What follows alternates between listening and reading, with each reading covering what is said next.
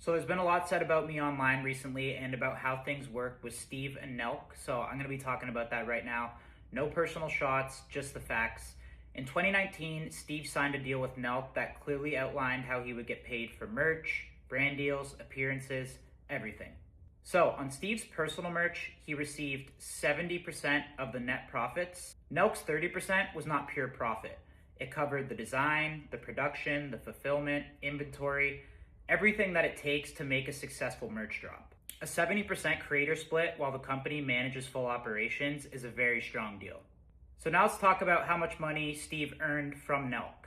So I'm going to pop up something here. It's a year by year breakdown of personal cash earnings for me and Steve.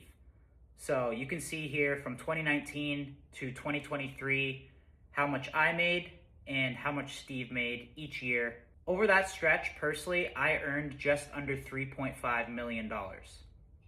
Over that same stretch, Steve earned just over $12 million in cash. And these payments were just from Nelk.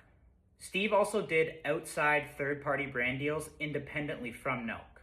In our deal, there was a standard 15% management fee for Nelk on these outside deals, but I chose not to enforce that percentage on several major deals. On those deals, Steve kept the full 100% amount. So the reason I earned less than Steve during that time is pretty simple. The money had to stay in Nelk so we could keep shooting videos. Shooting these videos was not cheap. You have the production, the filmers, the editors, the travel. All that required real capital. When we were traveling through Europe with 15 people so we could shoot, edit, and upload a video every single week, the Airbnbs, the production, the travel, that stuff was not cheap. If the money didn't stay in the company, then these videos would not get made. So as the owner, it was my job and my priority to keep the money in the company and pay the people that made the content possible over taking more money personally. So let's talk about Steve's equity in Nelk. First of all, equity means ownership. It's not monthly pay. Equity becomes valuable as the company grows and eventually sells, goes public, or becomes extremely profitable.